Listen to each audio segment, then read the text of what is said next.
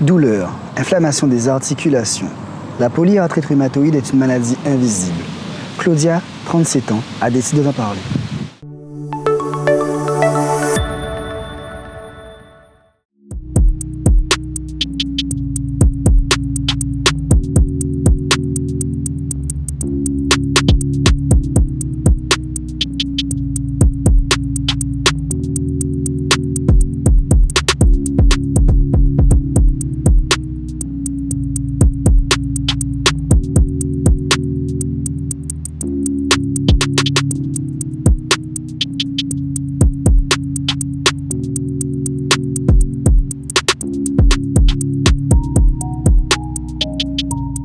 Bonjour Claudia, comment vas-tu? Bonjour Émeric, je vais bien. Donc tu nous as contacté par rapport à un problème de santé que tu vis depuis plusieurs années. Quel est-il? Je souffre d'une polyarthrite rhumatoïde depuis 2010. D'accord, mais pour notre public, qu'est-ce que la polyarthrite rhumatoïde? Peux-tu nous détailler cette maladie? Alors, c'est une maladie auto-immune et chronique, c'est-à-dire elle se déclenche entre guillemets suite à un choc émotionnel, parfois aussi suite à une infection, tout dépend de la personne. Mais là, je parlerai de mon cas en tout cas, hein. Pour mon cas, elle s'est déclenchée suite à un choc émotionnel par rapport à une rupture qui ne s'est pas très bien déroulée. Et c'est une maladie en fait qui attaque les articulations, toutes les articulations du corps. Et en fait, elle s'attaque au cartilage que nous avons. C'est-à-dire la petite capsule en fait qui protège l'articulation, la maladie en fait a une molécule, si vous voulez, qui la détruit. Et en fait, plus en fait on reste sans traitement, plus la maladie s'installe et vraiment abîme les articulations au point où on ne puisse plus les utiliser, ou encore où il faut faire comme moi, bloquer ces articulations pour pouvoir avoir une vie entre guillemets normale. D'accord. Et quand tout a commencé, peux-tu nous parler de tes premiers symptômes? Mes symptômes ont commencé en 2009, où je me plaignais de douleurs cervicales, des douleurs aux genoux, douleurs aux poignets. Et effectivement, j'ai été voir un médecin traitant là où je vivais, qui m'a prescrit un médicament pour de l'arthrose. Il m'a expliqué que bon, ça arrive, c'est juste de l'arthrose. J'ai pris des médicaments, des anti-inflammatoires. La douleur en fait ne s'arrêtait pas, et si vous voulez en fait mes articulations gonflaient vraiment au point, je suis pas très très grosse hein, comme on peut le voir, mais j'avais vraiment les genoux assez gros des fois par rapport à mon corps, et les poignets vraiment gonflés et tout. Je savais pas trop vraiment ce que c'était, et puis c'est un jour en fait, hein, j'ai été au CHU parce que j'ai décidé que non, il faut que j'ai une réponse en fait pour la douleur que j'avais au genou, parce que vraiment ça devenait vraiment invivable. J'ai été seule aux urgences. Qu'est-ce qu'on t'a dit au CHU? Au début, on m'a dit de patienter, puisque les urgences du CHU, il faut toujours patienter. Ils m'ont quand même dit que ça paraît extraordinaire ce que j'ai. Cependant, je ne sais pas comment vous expliquer, hein, j'ai eu mal au ventre et on m'a découvert un ulcère à l'estomac pendant que j'y étais. Donc j'ai été opérée d'abord pour l'ulcère, et pendant mon hospitalisation en fait, au service chirurgie digestive, le rhumatologue est venu à moi et effectivement, il m'a juste vraiment palpé les articulations, touché les deux poignets, les genoux, le pied. Et c'était vraiment sensible, chaud, gonflé. Et lui, d'emblée, il m'a dit, c'est une polyarthrite. Mais il m'a quand même précisé, vu ton âge, c'est quand même pas bizarre, mais c'est rare en fait qu'à 23 ans, on soit affecté aussi fort par cette maladie. Normalement, on a la polyarthrite vers 45-50 ans. Et dans mon cas, j'ai eu à 23 ans, mais j'ai eu la totale en fait, hein. Parce que mes deux poignets sont bloqués, mon pied est opéré. Et vraiment, j'ai un taux d'os correct très limité, quoi. Je suis plutôt 80% d'os abîmés que 80% d'os sains, quoi. Donc je suis un peu une mamie à l'intérieur, quoi. D'accord. Comment as-tu accepté le fait que tu avais développé la polyarthrite rhumatoïde? Est-ce que c'était difficile au début ou tu l'as accepté? Non, non, je ne l'ai pas accepté du tout. C'est très difficile parce qu'en fait, donc du coup, en 2010, j'avais quand même une petite fille de 2 ans et demi à élever. Je me séparais de son père, donc il fallait que je l'élève seule.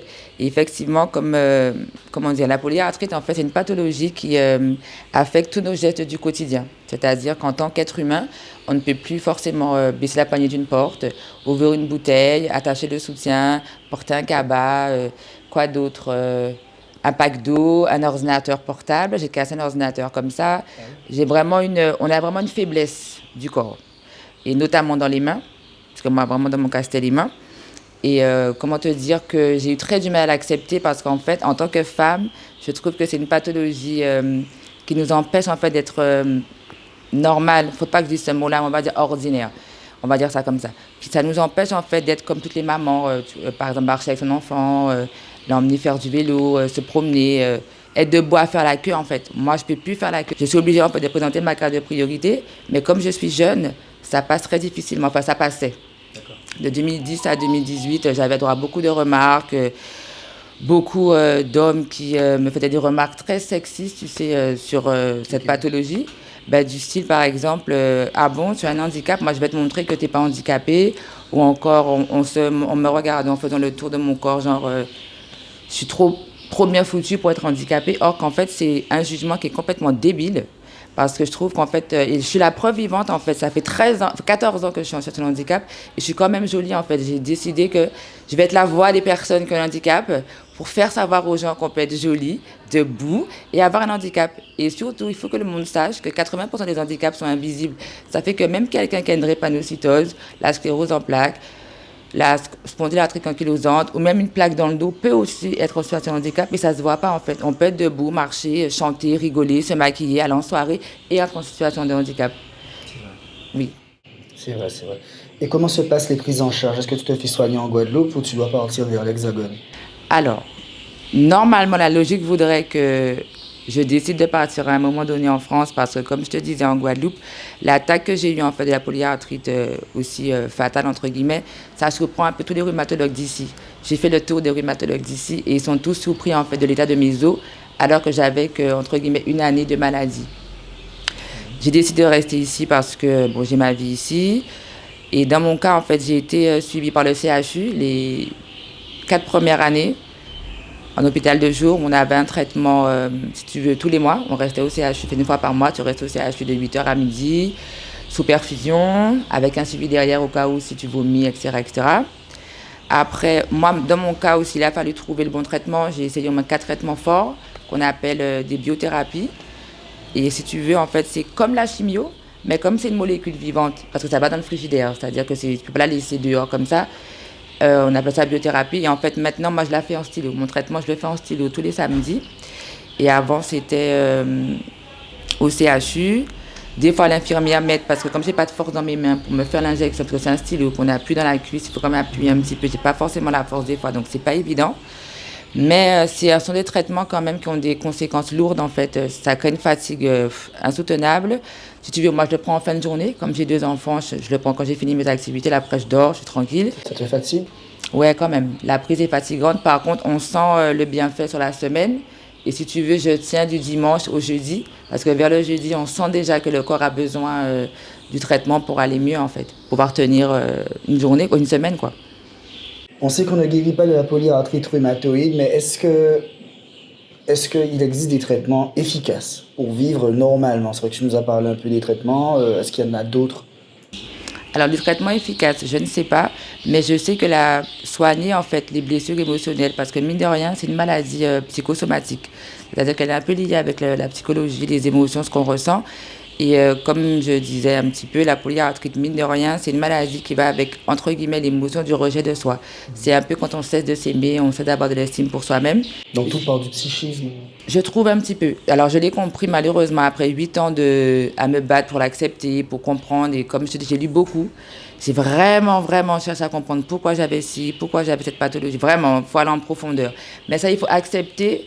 Il faut accepter d'accepter que c'est émotionnel, la polyarthrite, pour pouvoir pas en guérir, mais au moins, pardon, vivre bien avec.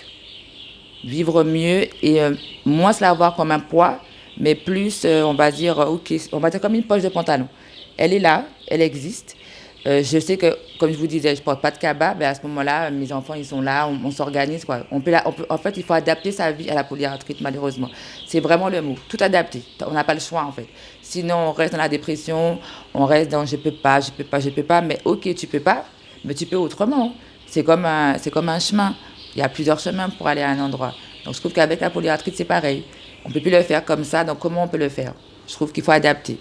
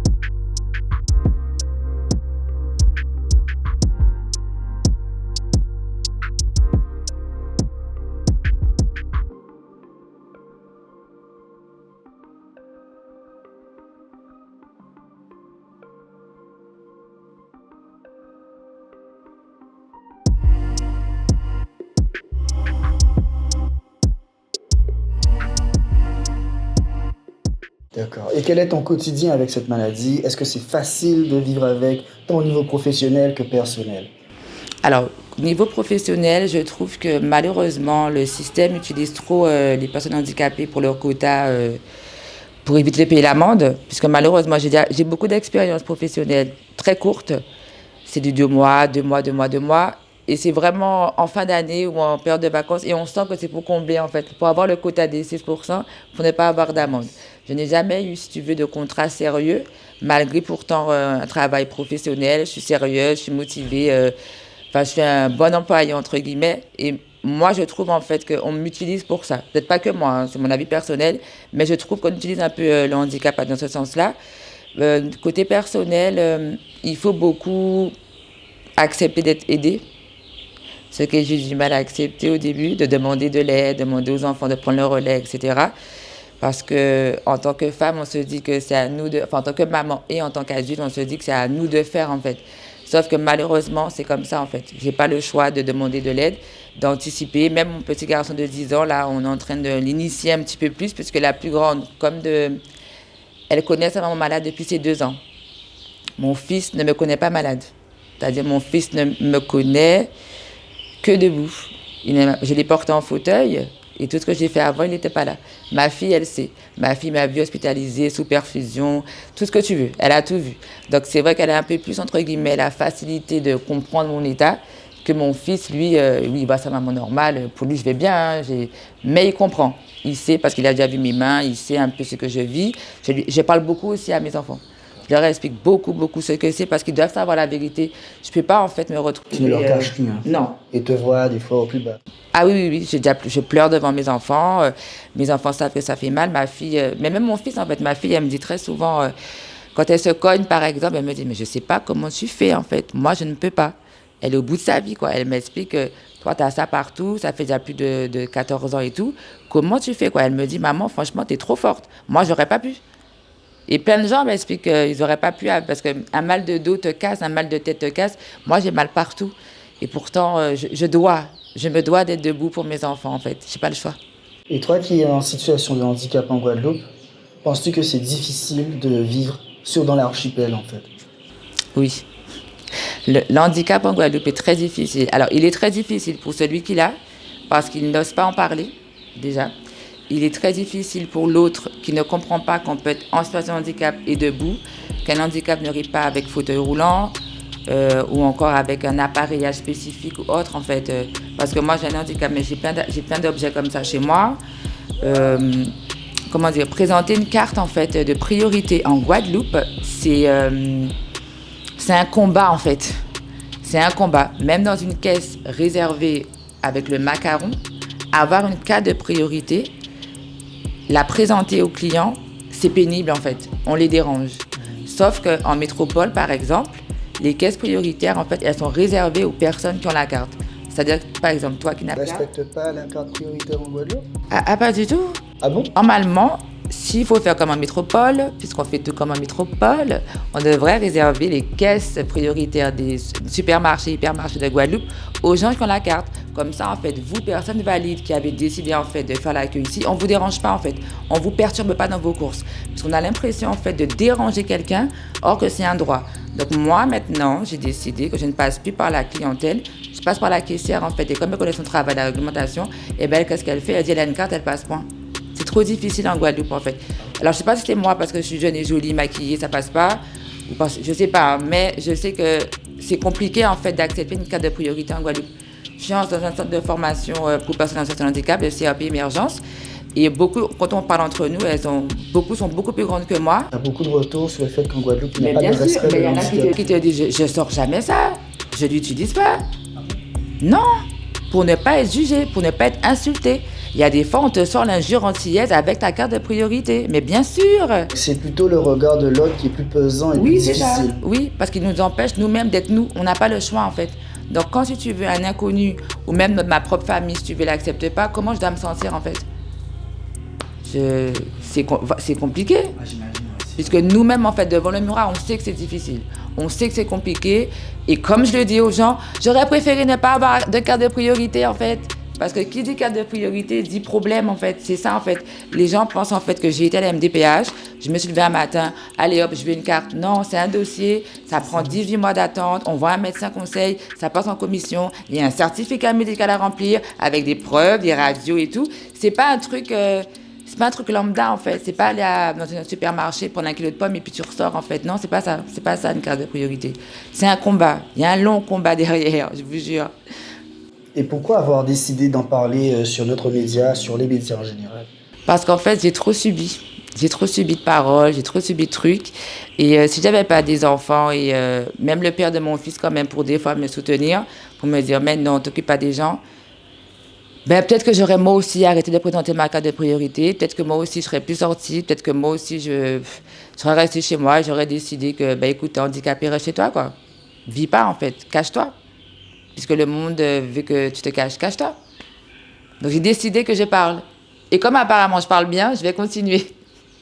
C'est vrai. Il est important de parler, surtout Oui, pour libérer oui, la parole. oui, tout à Mais fait. justement, est-ce qu'il y a d'autres cas de polyarthrite rhumatoïde en Guadeloupe? Et pourquoi, selon toi, les autres personnes qui ont cette maladie n'en parlent pas comme toi? Bah, oui, il y a d'autres personnes que la polyarthrite rhumatoïde. Je crois, alors depuis que je l'ai, je ne sais pas si c'est parce que je l'ai depuis et bien abîmé, mais j'arrive, si vous voulez, aller vers des personnes et savoir qu'elles l'ont. Je vois ça sur leurs mains. Parce que nos mains sont déformées. Si vous voulez, toi, nos mains, ma main, elle est plus droite, par exemple. Nos mains partent sur les côtés où on a des nodules un peu comme ça. Et tout. Ouais, oui, vraiment, ça part vraiment. Vraiment. Et j'arrive des fois à repérer, donc je vais souvent vers elles pour échanger avec elles. J'en rencontre beaucoup qui me disent ah, mais ça se voit pas. Et ce qui me fait des fois un petit truc quand même, ce sont souvent des femmes plus grandes que moi, qui ont la polyarthrite depuis plus longtemps que moi, mais qui ne sont pas opérées. Elles ne sont pas opérées, donc elles ne veulent pas se faire opérer déjà. Et si vous voulez, en fait, leur état en fait, de polyarthrite n'ont pas été assez fortes pour avoir une opération. Donc des fois, je me dis, ouais, j'ai quand même une polyarthrite bien sévère et bien agressive, puisque ce sont des femmes qui ont 20 ans de maladie, et entre guillemets, leurs articulations sont un peu plus saines que les miennes, voilà.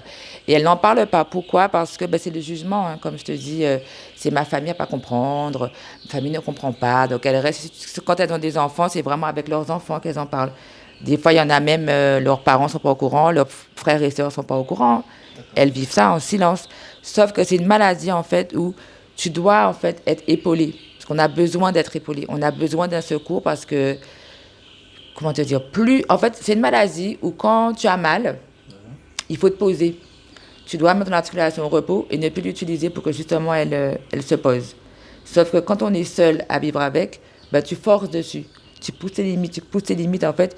Et c'est comme ça que des fois elles prennent des médicaments beaucoup plus forts que moi. Par exemple, moi j'ai réussi à me sevrer du dafalgan codéiné. C'est un médicament que je prenais de 2010 à 2020.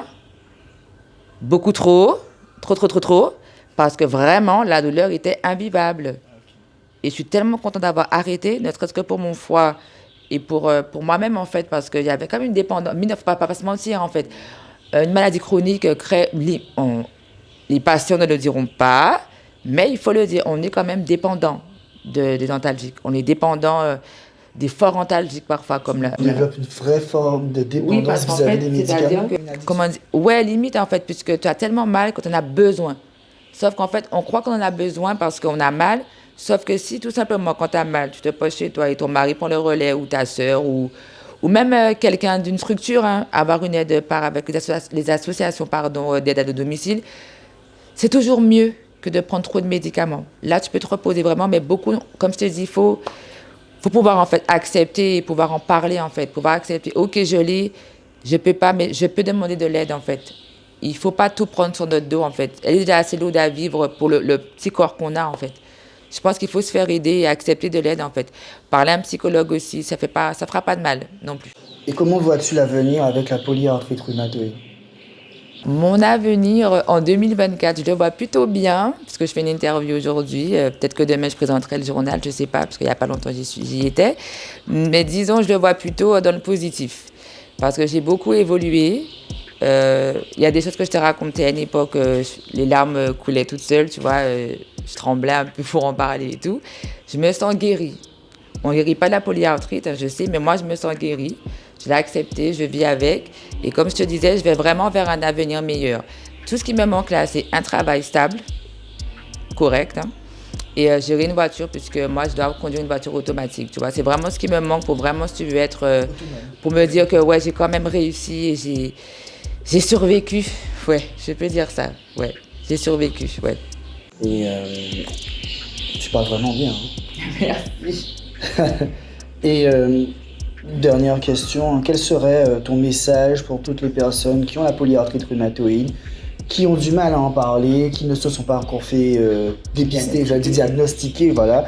Quel serait donc ce message? Ben en fait, alors, je trouve que si vous êtes un humain et que vous avez mal aux deux poignets, les deux genoux, les deux pieds, entre guillemets, en même temps, il faut voir un rhumatologue. Parce que en fait, malheureusement, c'est une maladie très sournoise. Et plus, en fait, on s'en préoccupe pas, plus elle s'installe et, entre guillemets, elle nous bouffe tous nos os, en fait. Et je suis la preuve vivante que oui, elle bouffe vraiment les os. Parce que moi, mes poignets sont bloqués, je peux plus les utiliser comme vous. Ils se plient plus, ils se lèvent plus. Mon pied, c'est pareil. Et mon taux d'érosion, c'est-à-dire le taux... comment vous dire ça bien, entre guillemets, pour comprendre, mes os sont mangés, ils sont rongés par la maladie et c'est vraiment grave quand on arrive à ce stade parce qu'on ne peut plus retourner en arrière. Il n'y a plus de retour à... Non, mais il n'existe plus. Il disparaît, il n'y a plus. Ça fait que les os font crac-crac. Et en fait, plus on attend, plus elle fait ça. Et puis, en fait, tu ne peux plus retourner en arrière. Tu ne peux plus, en fait, aller voir un rhumatologue et demander à avoir une bonne main ou un bon poignet, en fait. C'est-à-dire que dès lors où vous savez que c'est récurrent, votre douleur articulaire, il faut voir un rhumatologue. Pas le médecin traitant. Allez voir un rhumatologue. Ou alors demandez au médecin traitant un document pour aller voir un rhumatologue. Parce que la polyarthrite, c'est vraiment le rhumatologue, une prise de sang spécifique, en fait, bien déterminée, qui permet de vraiment dire à quelqu'un oui, vous l'avez pas. Ça coûte rien. Je pense qu'avec la CMU et toutes les mutuelles qui existent, ça passera. Donc ça coûte rien. Je pense que vous pouvez le faire. Et ça vous sauvera vos os et vos articulations. Vous ne serez pas comme moi. Merci beaucoup, Claudia. Merci à vous de m'avoir invité.